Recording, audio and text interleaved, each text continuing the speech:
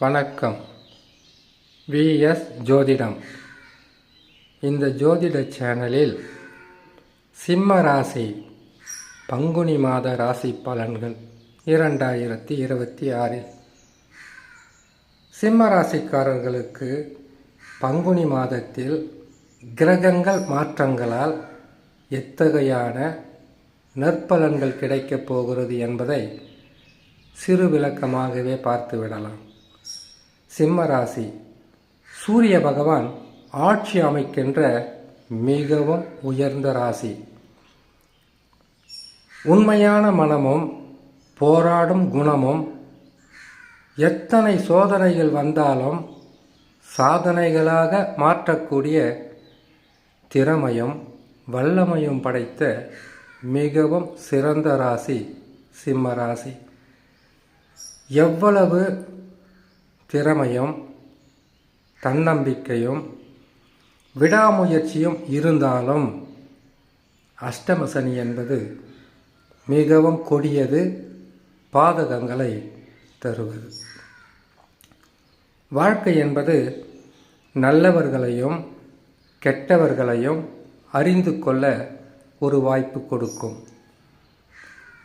அந்த வாய்ப்பை சரியான நேரத்தில் சரியான இடத்தில் பயன்படுத்தி வெற்றி பெறுவதற்குண்டான வழியை தேட வேண்டியது ஒவ்வொரு ராசிக்காரர்களுடைய கடமையாகவே இருக்கும். சிம்ம ராசிக்காரர்களுக்கு சோதனை என்பது, மனவேதனை என்பது, உறவு சிக்கல் என்பது, பொருளாதார இழப்புக்கள் என்பது பல வகையிலும் உங்களுக்கு ஆட்டி படைக்கின்ற அஷ்டம சனியாகத்தான் இது இருக்கும்.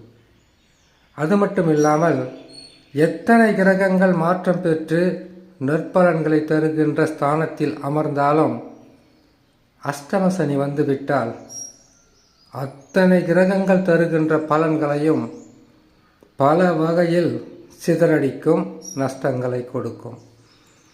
எல்லாமே ஒரு அனுபவ பாடம்தான்.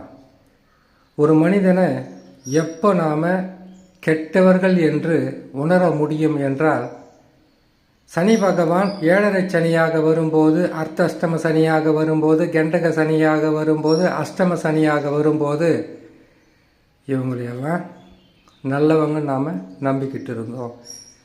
அது எவ்வளோ பெரிய தப்பு என்பதை உணர்த்துவார். சிம்ம ராசிக்காரர்களுக்கு பொருளாதாரத்தில் மிகப்பெரிய ஒரு பாதிப்பு. பணம் வேணும், பிரச்சனைகளை முடிக்க பணம் வேணும், கஷ்டங்களை தீர்க்க பணம் வேணும், நஷ்டங்களிலிருந்து வெளியில் வர பணம் வேணும். இப்படி பொருளாதாரம் என்பது மிகப்பெரிய ஒரு கஷ்டமாகவே இருக்கக்கூடிய இந்த நிலையில் இன்னும் கொஞ்ச காலம் பொறுமையாக இருப்பது, இறை வழிபாடு, குலதெய்வ வழிபாடு, இஷ்ட தெய்வ வழிபாடு, பொறுமை, நிதானம் உங்களை காப்பாற்றும். நான் சொல்லிடுறேன், நீங்கள் என்ன பாடுபட்டுக்கிட்டு இருக்கீங்களோ இந்த அஷ்டம சனியில். ஏன்னா அஷ்டம சனி வருவதற்கு முன்பதாக வாழ்க்கை என்றால் சர்வ சாதாரணமாக கடந்து விடலாம் என்கின்ற எண்ணம் இருக்கும். இதுவே அஷ்டம சனி வந்துவிட்டால் எப்படி வாழப்போகிறோமோ, எந்த நிலையில் வாழப்போகிறோமோ, யாரால் துன்பங்கள் வருமோ, யாரெல்லாம் அவமானப்படுத்துவார்களோ என்கின்ற மன கிளி ஏற்பட்டுவிடும். அப்படி இருக்கும்போது மற்ற உபகிரகங்கள் எந்த நிலையில் பலன்களை தரப்போகிறது என்பதை பார்த்து விடலாம். சிம்மராசிக்காரர்களுக்கு கிரகங்கள் தரக்கூடிய பலன்களை பார்ப்பதற்கு முன்பதாக சந்திராஷ்டம தினங்கள். உங்கள் மனசு ஒரு நிலையில் இருக்காது. இருந்தாலும் இந்த 2.25 நாட்கள் அதிகப்படியான தொல்லைகளாக இருக்கும். பொறுமையாக இருக்கணும் என்பதற்காக சொல்லக்கூடியது தான் சந்திராஷ்டம தினங்கள். சந்திராஷ்டம தினங்கள் பார்த்தீங்கன்னாக்கா வருகின்ற 18ஆம் தேதி 3ஆம் மாதம் 2026 பங்குனி மாதம் 4ஆம் தேதி புதன்கிழமை இரவு 11:36 மீன ராசியில் சந்திர பகவான் சஞ்சாரம் செய்யும்போது சிம்ம ராசியான உங்களுக்கு சந்திராஷ்டம தினங்கள் ஆரம்பமாகும். சந்திராஷ்டம தினங்களிலிருந்து விடுபடக்கூடிய நாட்களாக 20ஆம் தேதி 3ஆம் மாதம் 2026 பங்குனி மாதம் 6ஆம் தேதி வெள்ளிக்கிழமை இரவு 3:53 மேசராசியில் சந்திர பகவான் சஞ்சாரம் செய்யும்போது சந்திராஷ்டம தினங்களிலிருந்து விடுபடக்கூடிய நாட்களாக இருக்கும்.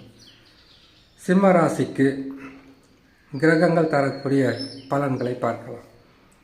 ஜென்ம ராசி, அதாவது சிம்ம ராசியிலே கேது பகவான் இருப்பது இன்னும் சில மாதங்கள் பாதகமாகத்தான் இருக்கும். ஏன்னு கேட்டிங்கனாக்கா, எல்லா உறவுகளும் பகையாக மாறக்கூடிய காலகட்டம் சொல்லலாம். இல்லை, எல்லா உறவையும் நீங்கள் வெறுத்து அவர்களிடம் இருந்து விலகி நிற்கக்கூடிய காலம் என்று சொல்லலாம். கேது பகவானுக்கு அவ்வளவு சக்தி உண்டு. உங்கள் ராசிக்கு 7ஆம் ராசியில் ராகு பகவான், புதன் பகவான், செவ்வாய் பகவான் 3 கிரகங்களும் இணைந்து 7ஆம் ராசியில் இருப்பதால் உறவு சிக்கல், உறவுகளால் சிக்கல், கொடுக்கல் வாங்கல் பிரச்சனை, செய்கிற தொழிலில் பிரச்சனை, இப்படி பிரச்சனைகளை ஒன்றின் பின் ஒன்றாக வந்து கொண்டே இருக்கும். இந்த காலகட்டத்தில் மன அமைதியும் பொறுமையும் இழக்காமல் இருந்தால் போதும். தெளிவான சிந்தனை இருந்தால் வெற்றி பெறலாம்.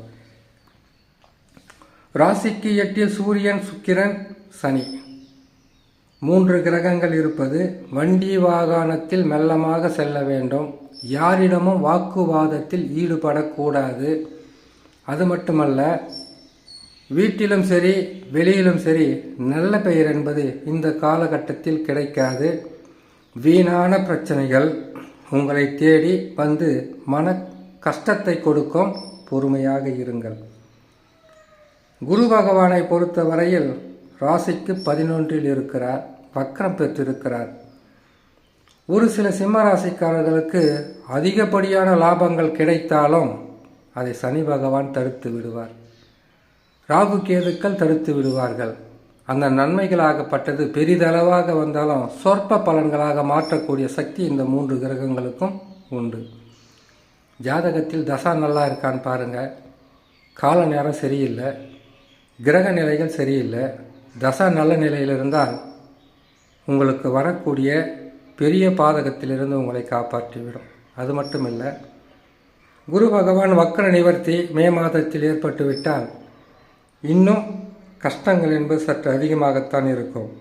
இந்த காலகட்டத்தில் இறை வழிபாடு, குலதெய்வ வழிபாடு, இஷ்ட தெய்வ வழிபாடு செய்து வந்தால் பாதகங்கள் குறையும், மன கஷ்டங்கள் விலகும், நற்பலன்கள் அதிகரிக்கும் என்று சொல்லி இன்னொரு நல்ல பதிவில் உங்களை நான் சந்திக்கிறேன். நன்றி, வணக்கம்.